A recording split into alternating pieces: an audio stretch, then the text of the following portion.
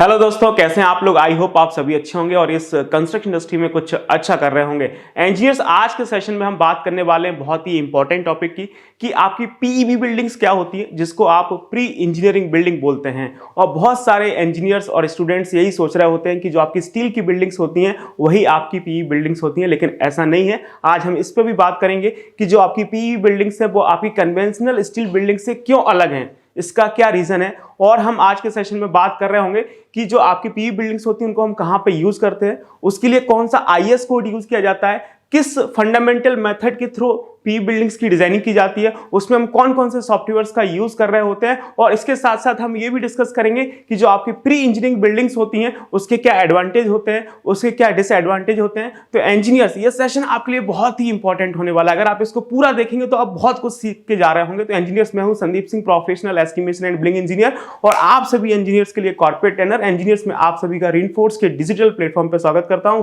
तो आप बने रहिए हमारे साथ और हम करते हैं अपने सेशन को स्टार्ट। तो दोस्तों, सबसे पहले हम बात करेंगे कि आपकी प्री इंजीनियरिंग बिल्डिंग क्या होती है। तो कुछ ऐसा टेंशन लेने की जरूरत नहीं है, ये कुछ नहीं होता है। बस जो आपके स्टील स्ट्रक्चर होते हैं उसका एडवांस और एक मॉडिफाई वर्जन होता है जिसको हम प्री इंजीनियरिंग बिल्डिंग बोलते हैं। इसके नाम से पता चल रहा है प्री इंजीनियरिंग बिल्डिंग, ऐसी बिल्डिंग जिसके हम पहले से किसी फैक्ट्री में इंजीनियरिंग कर रहे हैं और बाद में साइट पे जाके असेंबल कर देते हैं, तो वो आपका प्री इंजीनियरिंग बिल्डिंग कहलाता है।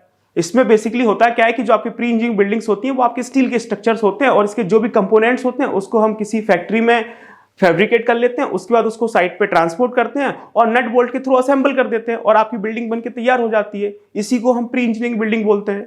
अब मुद्दे की बात यह है कि जो आपकी प्री इंजीनियरिंग बिल्डिंग है वो आपकी कन्वेंशनल स्टील बिल्डिंग से कैसे अलग है।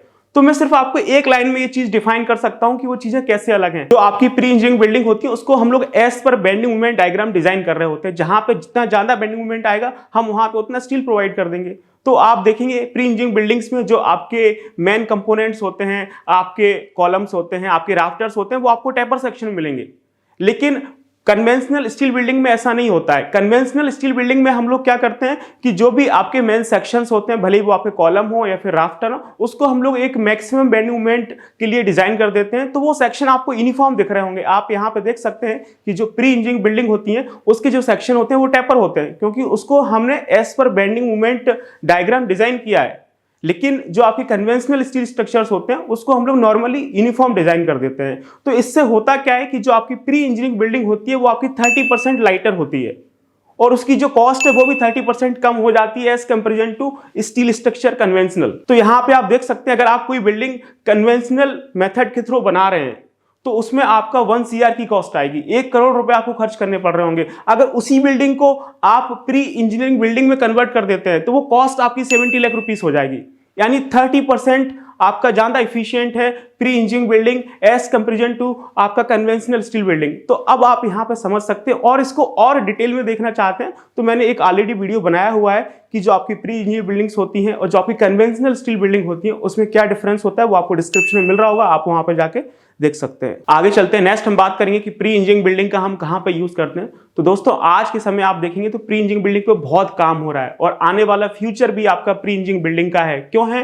क्योंकि जो आपकी प्री इंजीनियरिंग बिल्डिंग्स होती हैं वो नॉर्मल बिल्डिंग के कंपैरिजन में ज्यादा आपकी इकोनॉमिकल होती हैं, इफिशिएंट होती हैं और ज्यादा अट्रैक्टिव होती हैं, ज्यादा एस्थेटिक होती हैं। तो इस समय आप देखेंगे जितना भी फैक्ट्री बन रहा है, मोर देन 50% के आसपास का फैक्ट्री आपका प्री इंजीनियरिंग बिल्डिंग से बनता है। इसके बाद आप देखेंगे स्कूल्स हो गए, स्कूल्स में आपकी कार पार्किंग्स वगैरह हो गई, आपके कॉलेजेस में कार पार्किंग्स हो गई, आपका रेलवे स्टेशन हो गया, मेट्रो स्टेशन हो गए, आपके एयरपोर्ट हो गए, वेयर हाउसेस हो गए, आपकी वर्कशॉप्स हो गई, स्टेडियम्स हो गए, सभी जगह हम लोग प्री इंजीनियरिंग बिल्डिंग का यूज कर रहे हैं। नेक्स्ट हम बात करेंगे कि जो आपकी प्री इंजीनियरिंग बिल्डिंग्स होती हैं उसको डिजाइनिंग करने के लिए हम लोग कौन से आईएस कोड का यूज कर रहे होते हैं। तो इसके लिए सबसे इंपॉर्टेंट आईएस कोड है वो है आपका IS 800, जिसमें हम लोग LSM मेथड से, लिमिट स्टेट मेथड से स्टील की डिजाइनिंग कर रहे होते हैं। उसके बाद आपका आता है IS 811 जो कि कोल्ड फॉर्म स्टील के लिए होता है, और नेक्स्ट आपका जो कोड होता है वो होता है आपका IS 1893, और इसके बाद जो हम कोड यूज कर रहे होते हैं बहुत ही इंपॉर्टेंट है आपका IS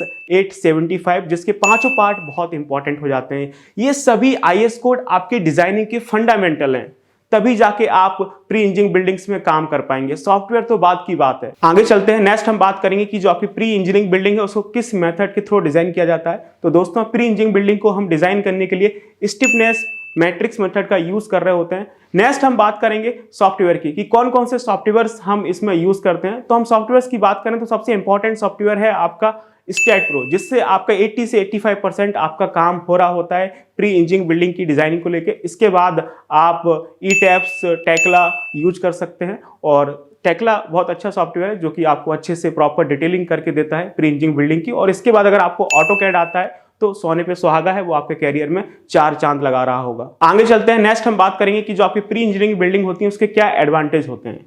तो इसके अगर हम एडवांटेज की बात करें, सबसे मेन एडवांटेज ये है कि प्री इंजीनियरिंग बिल्डिंग से आपका 70% फास्ट कंस्ट्रक्शन होता है।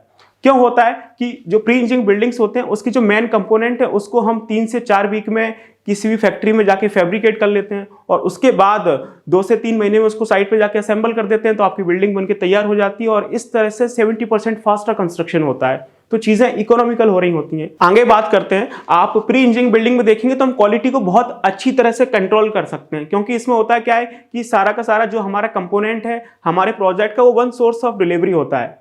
आज के समय में देखेंगे बहुत सारी अच्छी कंपनियां हैं जो कि प्री इंजीनियरिंग बिल्डिंग का कंप्लीट सॉल्यूशन प्रोवाइड कर रही हैं। तो जो भी हमारा प्रोजेक्ट है एज पर डिजाइन ऑफ अवर प्रोजेक्ट, हम लोग किसी कंपनी को उसका पूरा कॉन्ट्रैक्ट दे देते हैं, तो वो कंपनी एज पर डिजाइन सारे कंपोनेंट्स को फैब्रिकेट करके आपकी साइट पर ट्रांसपोर्ट कर देती है। और ये सारा का सारा काम आपका फैक्ट्री में हो रहा है एज पर under supervision of quality engineer. तो वहां पे हम क्वालिटी को ज़्यादा अच्छे से कंट्रोल कर सकते हैं, और कोई ऐसा भी रॉ मटेरियल नहीं है कि जहां पे आपकी क्वालिटी खराब हो रही होगी, क्योंकि सारी चीज़ें आपकी फैक्ट्री से बन के आ रही हैं। तो इसमें हम ज़्यादा अच्छे से क्वालिटी को कंट्रोल कर सकते हैं। नेक्स्ट हम बात करेंगे, सबसे इंपॉर्टेंट चीज़ ये है कि इसमें आपका 0% वेस्टेज होता है, 100% आपकी चीज़ें रिसाइकेबल है, और सबसे इंपॉर्टेंट चीज़ इसका आपका बेस्ट रीसेलिंग वैल्यू मिलता है।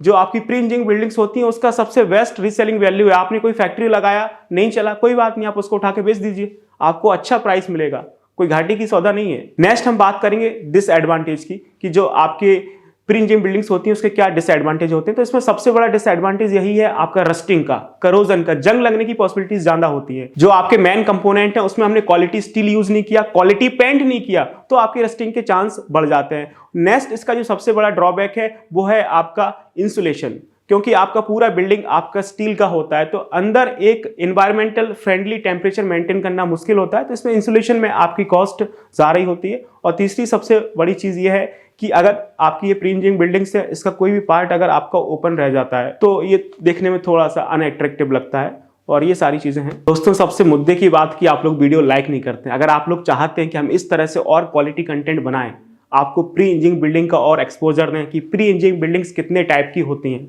उसमें कौन कौन से कंपोनेंट यूज करते हैं, तो आप इस वीडियो को लाइक करिए, कमेंट सेक्शन में अच्छे कमेंट्स करिए और बताइए कि हम किस तरह से और सेशन बना सकते हैं। तो आने वाले समय में आपको उस तरह के वीडियो हमारे चैनल पर दिख रहे होंगे। तो इंजीनियर्स, इस सेशन के लिए हम लोग इतना ही रखते हैं। आई होप आपको समझ में आया होगा कि प्री इंजीनियरिंग बिल्डिंग्स क्या होती है और उसमें क्या यूज होते हैं, कौन सा IS कोड यूज करते हैं। तो इंजीनियर्स, अगर आपको वीडियो अच्छा लगा तो प्लीज इसे लाइक करिए, अपने फ्रेंड्स के साथ शेयर करिए, और आपने अभी तक हमारे यूट्यूब चैनल को सब्सक्राइब नहीं किया तो प्लीज आप हमारे यूट्यूब चैनल रेनफोर्स को सब्सक्राइब कर लीजिए। बाकी मिलते हैं नेक्स्ट सेशन में। Till then keep learning and keep exploring. Thank you so much.